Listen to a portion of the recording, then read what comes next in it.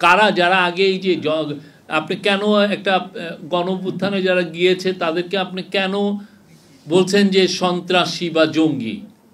আপনি এই জন্য বলছেন যে ওই শেখ হাসিনাকে আপনি বৈধতা দিচ্ছেন যে ওদেরকে মারো, ওদেরকে খুন করো।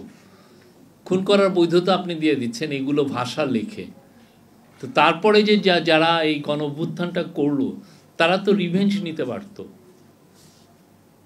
আমরা ওই জায়গায় যাই নাই। আমি আমাদের যারা গণঅভ্যুত্থানে যারা জয়েন করেছিলেন লাখ লাখ তরুণ, তাদেরকে আমি স্যালুট জানাই। গণঅভ্যুত্থানের পরবর্তী 9 মাসের যে গণমাধ্যমের অবস্থা, অনেকে বলছেন যে এটা গত 15 বছরে যা ছিল সেরকমই আছে, খুব বেশি ম্যাসিভ কোনো চেঞ্জ হয়নি। এর চেয়ে বড় মহা মিথ্যা, ডাহা মিথ্যাচার বাংলাদেশের মিডিয়া ইন্ডাস্ট্রিতে আমি শুনি নাই। যিনি এটা বলছেন উনি একটা মিথ্যুক, ভয়াবহ রকমের মিথ্যুক, বা উনি আওয়ামী পোষক ছিলেন, আওয়ামী লীগের দোসর ছিলেন যারা এটা বলেন।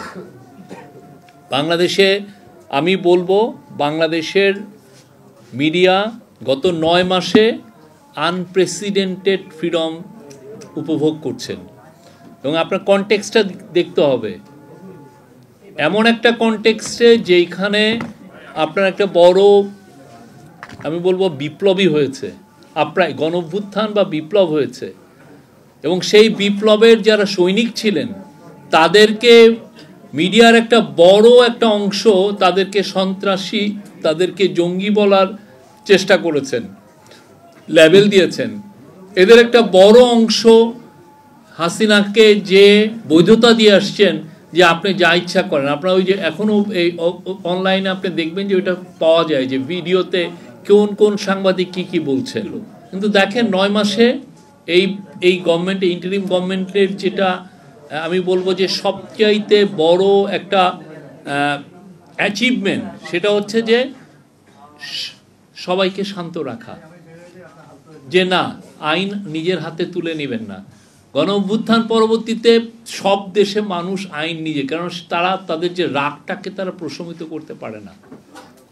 কারা যারা আগে এই যে আপনি কেন একটা গণঅভ্যুত্থানে যারা গিয়েছে তাদেরকে আপনি কেন বলছেন যে সন্ত্রাসী বা জঙ্গি? আপনি এই জন্য বলছেন যে ওই শেখ হাসিনাকে আপনি বৈধতা দিচ্ছেন যে ওদেরকে মারো, ওদেরকে খুন করো। খুন করার বৈধতা আপনি দিয়ে দিচ্ছেন এগুলো ভাষা লেখে। তো তারপরে যে যারা এই গণঅভ্যুত্থানটা করলো তারা তো রিভেঞ্জ নিতে পারত। আমরা ওই জায়গায় যাই নাই।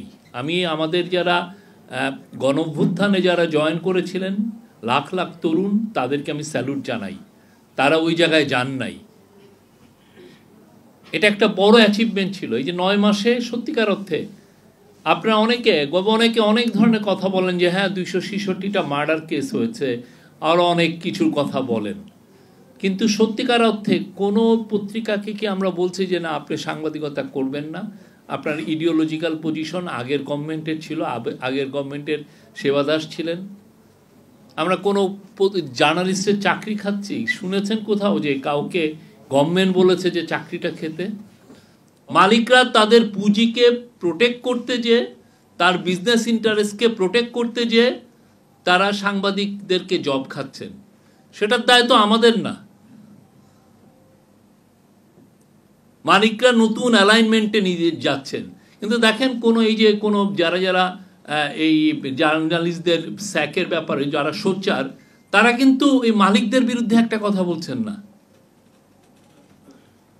তাদের অ্যাঙ্গারটা কিন্তু মালিকদের এগেনস্টে না, তাদের অ্যাঙ্গারটা গভর্নমেন্টের। গভর্নমেন্ট এখানে কি করবে? মালিক যদি চাকরি খেয়ে ফেলে, গভর্নমেন্ট একটা বলতে পারে যে ভাই এখানে লেবার ল আছে, আপনি লেবার ল অনুযায়ী কেস করেন, আপনার প্রতি যদি অন্যায় হয়ে থাকে তাহলে কোর্ট ডিসিশন আপনার মতো করে দিবে। যদি কোর্ট ডিসাইড করে তাহলে আপনি আপনার মতো জব পাবেন। মালিক গভর্নমেন্ট তো আপনার হয়ে জব তো দিয়ে দিবে না। এবং এই যে এদেরকেও দেখবেন না কারো, হ্যাঁ এমন একটা দেশ আছে যেখানে প্রশ্ন করলেও চাকরি চলে যায় বলে উনি আসলে আমাদেরকে দিকে একটু হিন্টস করছেন। ভাই আমরা কারো প্রশ্ন করার জন্য কাউকে চাকরিও খাচ্ছি না এবং কাউকে আমরা বকাঝকাও করছি না আপনি এই কোশ্চেনটা কেন করলেন। আপনাদের আরও যত কঠিন কোশ্চেন আছে আমাদেরকে করেন, আমাদেরকে নিয়ে যত কঠিন জার্নালিজম আছে করেন, আমরা মাইন্ড করি না।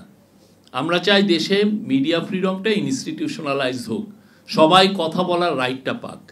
কিন্তু সত্যটা বলেন, এই জবটা খাওয়ার এই যে কিছু জার্নালিস্টের যে জব গিয়েছে সেটার মূল কারণ হচ্ছে যারা মিডিয়া আউটলেট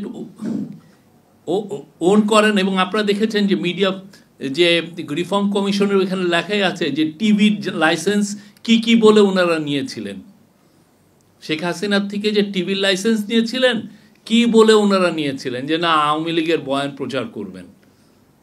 তো ওনারা এখন দেখছেন যে হ্যাঁ এটা তো নতুন যুগ আসছে, আমরা নতুন অ্যালাইনমেন্ট করি, করে ওনারা ওনাদের মতো দুই এক জব খাচ্ছেন। সেটার জন্য তো আমরা কাউকে তো বলি নাই। আপনি যদি এভিডেন্স আনেন যে আমরা ওই মালিককে বলছি যে এনার জব খান, মোস্ট ওয়েলকাম।